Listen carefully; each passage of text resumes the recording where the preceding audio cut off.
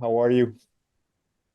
I'm doing well. Yeah, just getting my day going. Been just I work mostly from home. I mean, when I'm not touring and that kind of thing. So yeah, I've just been home a lot lately, and I got a lot of time this year to prepare for the tour I'm doing, starting in the U.S. at least, Right.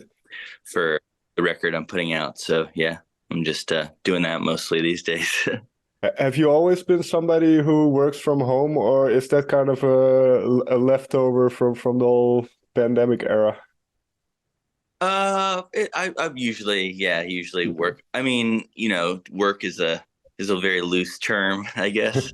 In terms of the different things that I do and classifying that, and where they can be done. I mean, because I do a lot of recording and writing and collaborating too with the other members of Animal Collective. It's often that Sure. I'm doing stuff, somewhere else or like in a different studio, but yeah, my usual day to day kind of thing is working from home in my own studio.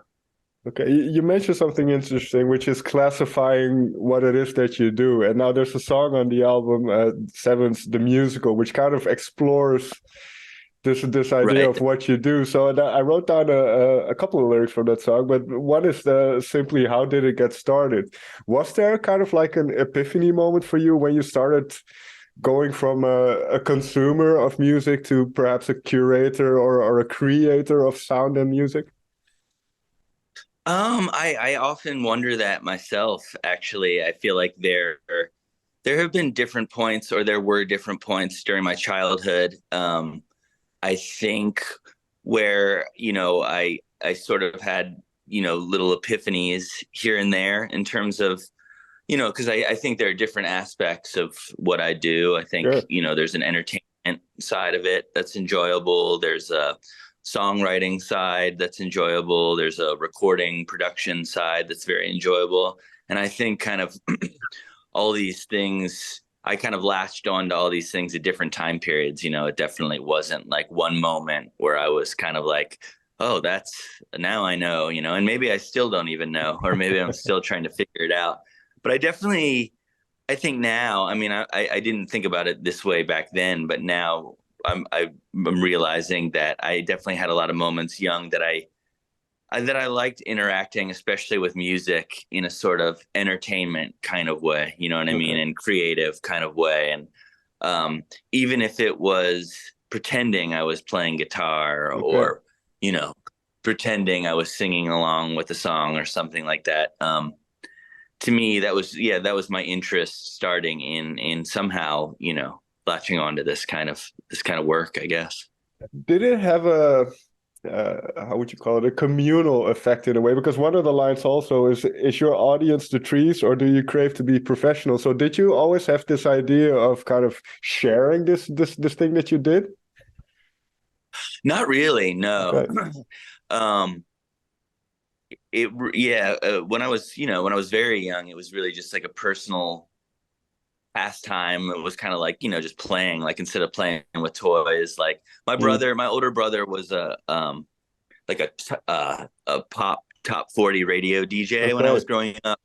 um and so, his interest in music and him doing that definitely got me into music a lot. But early on it was just, to it was, to me, I just saw that as my relationship with him and my relationship with my family.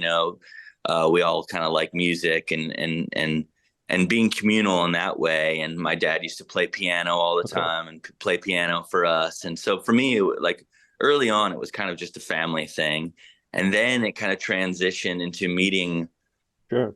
meeting people and sort of connecting with friends via music, in junior high and high school. And that's really, and starting to meet other people like Josh and Noah and Brian in particular, who, and a couple other friends that Mm. were interested in making music and writing music. And I think that's sort of when it, really transitioned into, oh, I could do this thing and actually share it with people, even if even if it started as a small group of friends. It just seemed to make sense to start sharing it around then, I guess, because of a common interest. Right, and I do find this way that you operate and how Animal Collective has operated very interesting because you don't see a lot of groups of musicians operate that way, at least not in kind of the modern pop world. So how did that come about? Was it very organically that you kind of, yeah, we're in a band, but we're also going to do our own stuff, and there's this kind of complete freedom in what you do? Definitely. I think it's just because we kind of started this way. We were kind of Animal Collective from the beginning, even though we didn't realize that. But, Mm, we were just sort of a group of friends in high school that kind of, traded, traded off roles in bands, and there was never one band for us that was like, okay, we all kind of play in this band and that's our band. So I think that's kind of why we grew. It was always like Noah's making all this stuff and I'm making all this stuff and Josh is making all this stuff, Brian's making all this stuff. Sometimes we get together, and Brian and I did a lot of stuff together in high school, just to kind of pass the time, and sort of created all these different musical identities for mm, ourselves. And because we did that just really from the beginning became an important part of our creative process. It was something that we wanted to hold on to. We never really had an interest in just focusing on one thing, and I think because we realized early on we would get burnt out on that, mm, right. um, and then just the sort of the the necessity to do that, and because of how a distance and how where our lives took us individually, it was just this Sure. sort of, it was never this, when are we going to all get together and start the band? It was kind of like, I'm working on these songs, maybe you could play drums on them, or maybe we could get together as a three-piece and do this. And yeah, so I think it was a pretty natural transition and didn't really take a lot of thought. It just seemed to suit us best. But I could also imagine that a lot of projects and musical or creative undertakings then feed into each other, or at least are reactions upon each other. Because I've spoken to Noah around Time Skiffs, and then obviously you were involved in that as well. So has that in some way affected then Sevens in what you do? Is it kind of then, okay, we've done this kind of thing, now I want to explore this area of Oh, music? Or definitely. There's always a moment with each album cycle where we just sort of get worn down and mm, tired of the setup and not challenged anymore, and the sets become um not painfully, but the sets become a little bit more of a routine for us. mm, You start doing something, the muscle memory starts happening, you know what I mean, when you start doing something over and over and over again. And being on tour can be like that, unfortunately, for a band like us who likes to try and keep it fresh and have a little bit more improvisation. There always reaches a point with each album cycle where we're kind of like, all right, I think we've maxed out the kind of maybe creative energy that's going into this era. And that's usually when, Noah, or, it's been typically mostly Noah will be like, I have, been wanting to work on all these solo songs or something okay. like that. So I'm going to do that now. You know what I mean? And I think it started that way, maybe kind of like around 2006, 2007 with him doing Person Pitch. And then it just Mm, became sort of this like, oh, this makes sense. You know what I mean? There's this lull now. We've kind of worked on an Animal Collective thing for a while. Now we have all this space and get away. And I think, yeah, I think what we do definitely inspires other stuff. What we do as Animal Collective definitely inspires other stuff that we do individually. But everything kind of does. It all kind of right. plays a part in it. You know what I mean? And it just is a matter of whether the inspiration is there or not. You know what I mean? Sometimes those breaks come, and I'm just kind of like, I don't want to do anything musical right now. I'd rather, because I like to do visual art too, Mm. and you know, write just write for writing's sake, not to do with music. And I think that stuff. So sometimes I'll just want to do that, and it's important for me to have that kind of outlet, and I think that influences my music as well. Yeah, no, it makes a lot of sense because in my research, I read an interview. Now I don't remember who published it, so I'm sorry about that. But There was this quote, I think, that you prefer the process over the product. That is, or and at least that idea of the process. That's what interests you as a creative person, and the product is what it is, and then you try to move on, I suppose. So, what has the process been like there for Sevens? Because we were in a weird state of the world, and you mentioned now Yeah. this kind of sometimes you're not up, you don't have the energy, or you don't have the yeah, just the inspiration to work on music. So how did Sevens come to be? How did it start, in a sense, that process? Well, definitely came to be just out of the desire to have the process, and Okay. craving the process. I think the COVID and the pandemic, the whole quarantine situation sort of cut me off from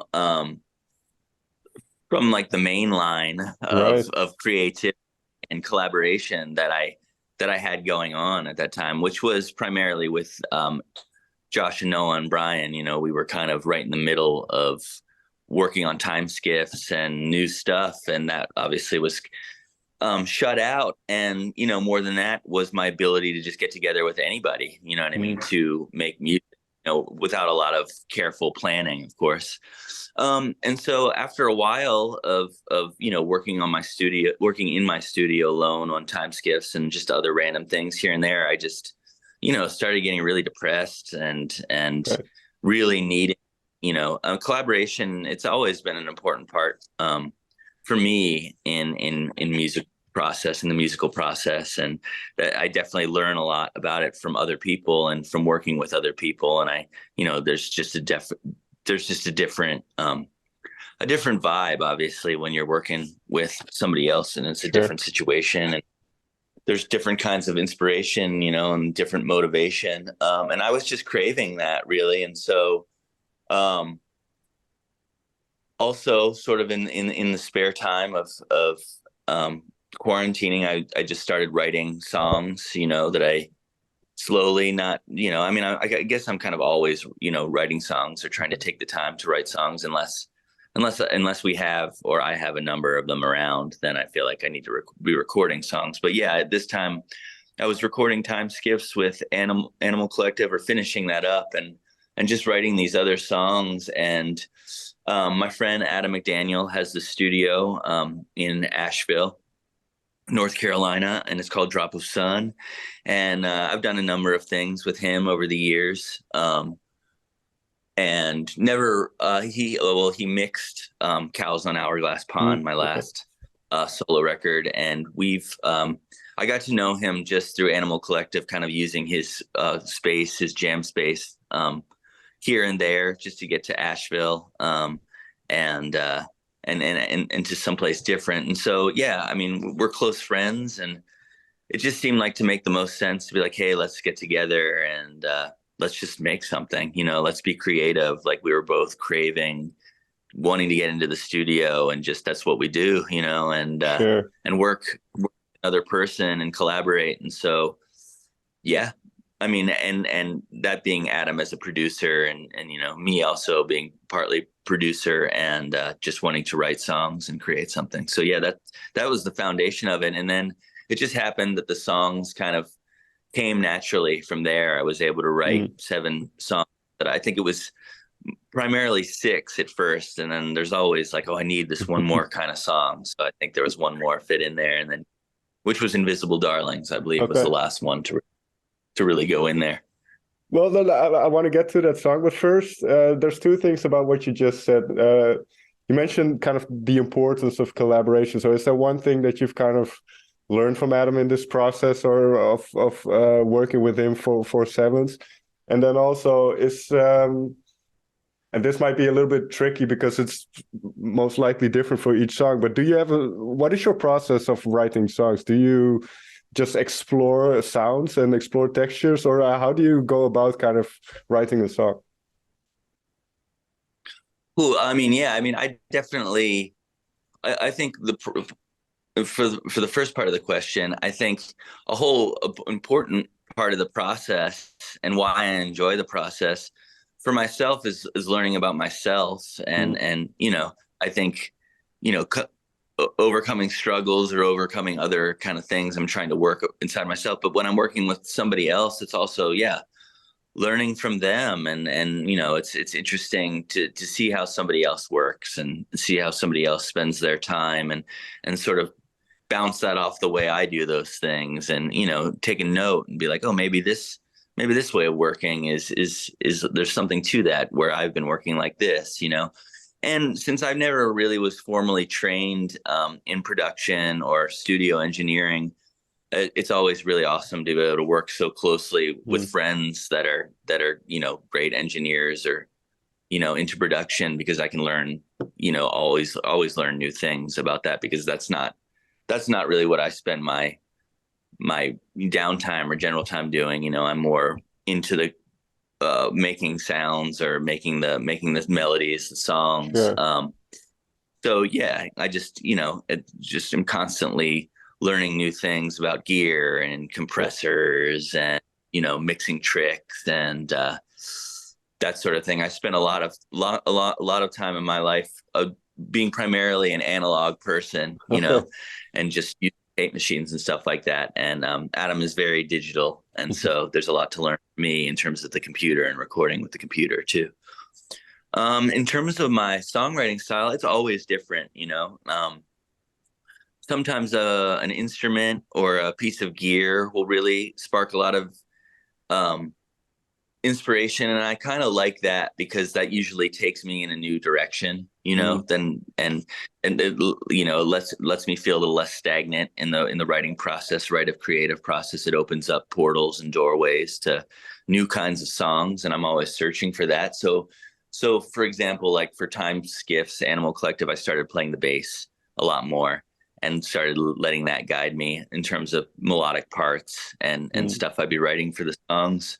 There wasn't anything really like that for Sevens. I kind of actually wrote a lot on acoustic guitar, Okay. and piano as well. Those are kind of like, the staples around my studio and easy go-tos.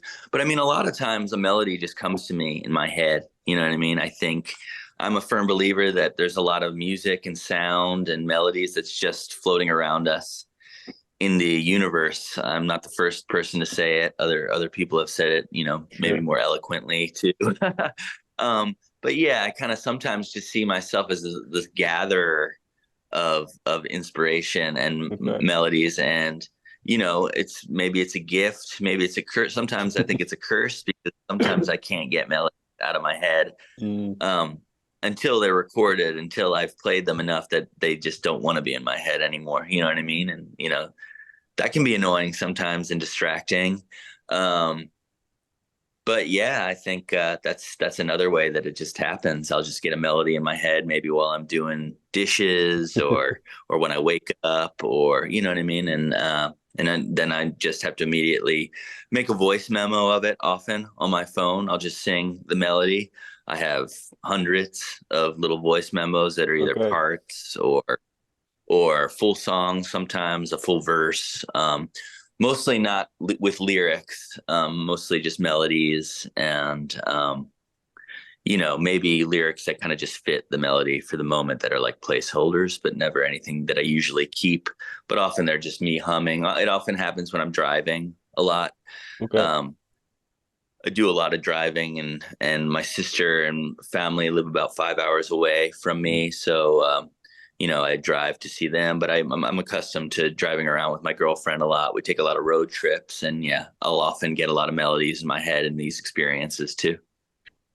One quick question about something you said, and if I'm probing too much, just let me know. But you mentioned part of the songwriting process is kind of learning about yourself, and you mentioned now the kind of somewhat depressive times during COVID, when contact with people wasn't possible. What did you discover about yourself, and yourself as a musician, but also who David is outside of being Avey Tare and this musician of this touring musician? How did you did you discover anything about yourself?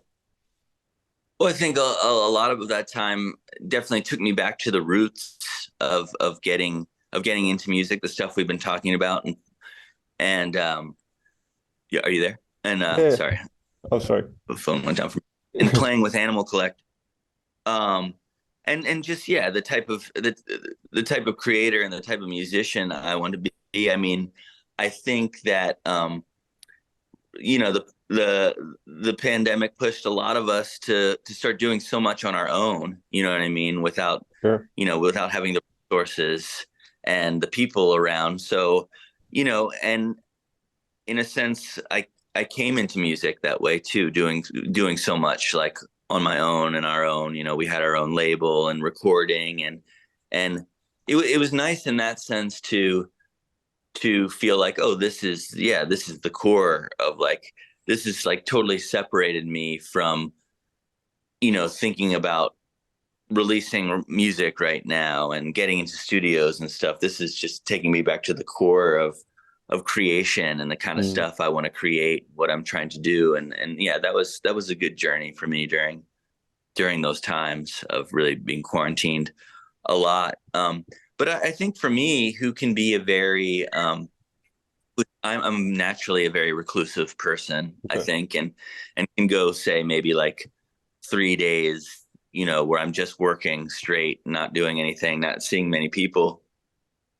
It also taught me for myself just or showed me that how crucial like being around people Mm. and having that community of musicians around, and um having been kind of recently moved to this area. For me, it hadn't really been something I experienced here so much, Mm. like a Sure. like a group of music to be around. And so now, like post quarantine, at least, I'm trying to do that a lot more, like trying to connect with a lot more musicians around town, and just sort of work on my strengths that way in terms of a lot more collaboration, because I think that there was um a time in my life where that was maybe not as abundant as it kind of was before, and maybe can be in the future. Right. Did you the very very last thing about this because well, did you miss playing live? Because we talked about how you enjoy the process a lot. Did you miss playing live at all, or is that something that is kind of like a necessary evil?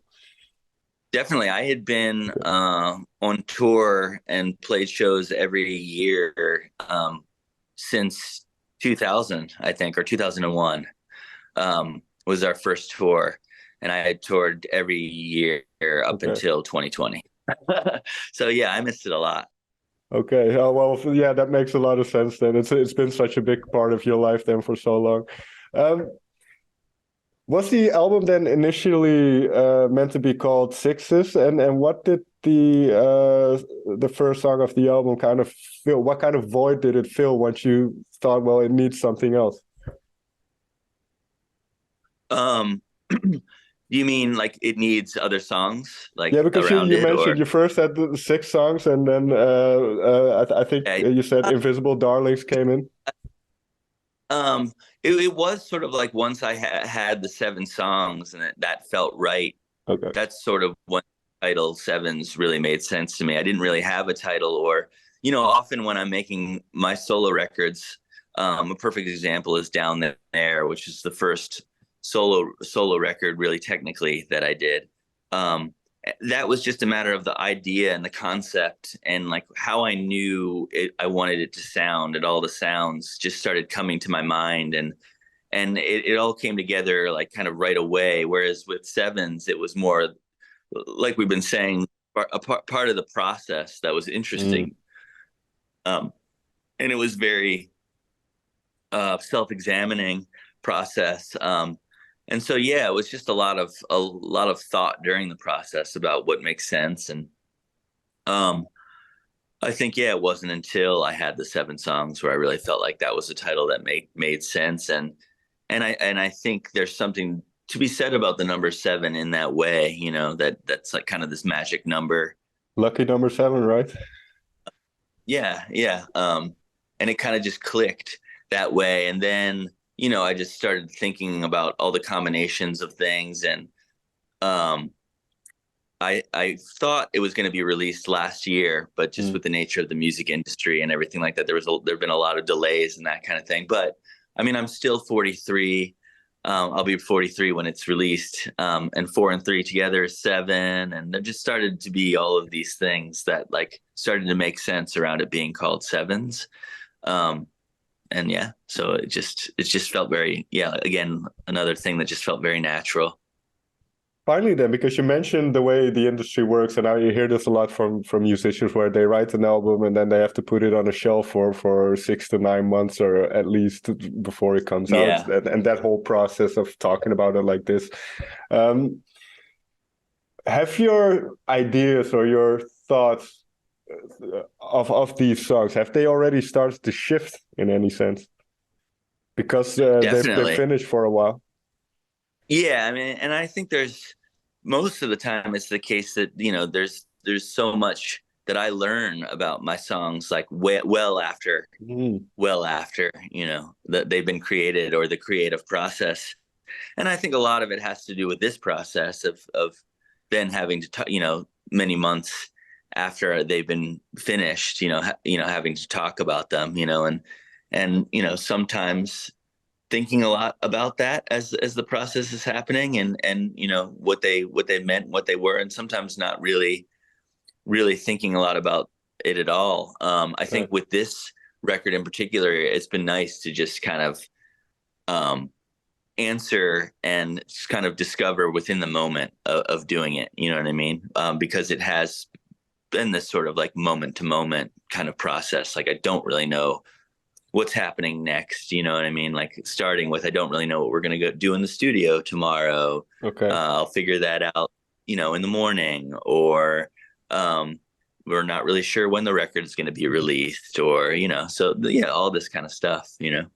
But I think this is part of your approach to music, or has been for quite a while. But I think Hey Bug is a good example of that, where it's really unexpected. You don't know where it's going at any moment, so that makes it very interesting to listen to. Yeah, I mean, it's definitely again back to the roots. What definitely one of the things that definitely interested me and inspired me about music and music listening was the sort of unknown aspect a song could have. When I started getting into songs, bands like maybe like the Incredible String Band, a little bit more psychedelic folk or whatever, but they Mm, would write these songs that kind of just go all over the place. It wasn't like, and I was in high school when I was checking this stuff out, and it wasn't like anything I had ever heard before about songwriting. It wasn't like the chorus verse, throwing a bridge kind of thing, which I'm not opposed to either. I just started being very attracted to, you know, combining, writing music with traveling, because I like traveling and with environments. And yeah, and that's where, and it was nice to just be able to like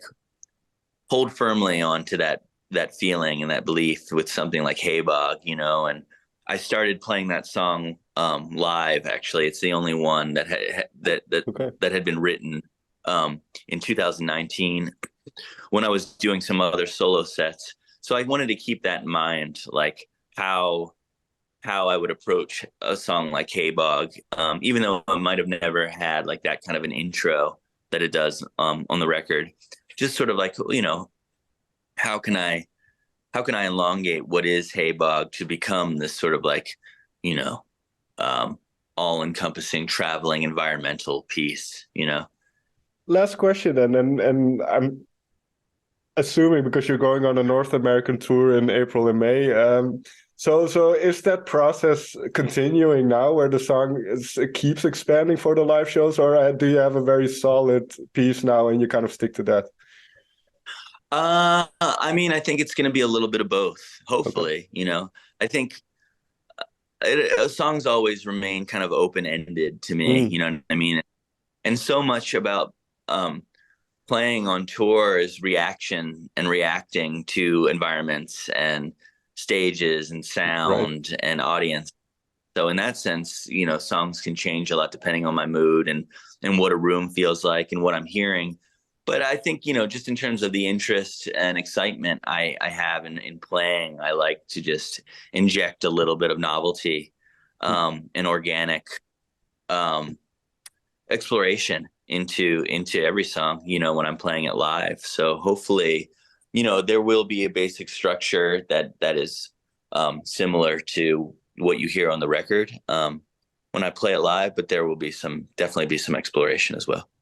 Yeah, I think it's really cool, and that this came through in interviews I read in my research of you, and even now talking to you, your excitement for music is still very much on point. So, yeah, congratulations, I guess, because that's probably over how long you've been making music. That must be a struggle at times. So it's very nice that you still have that. Yeah, I mean, and it's just a matter of balance, and just finding the good balance in life with everything. That's like my mantra these days, is just kind of find the balance. I think it's so important, not just for music, for everything in life. But it's helped me with Animal Collective. It's helped me with my own musical creations. And yeah, it's not always easy, and it's not always perfect, or the most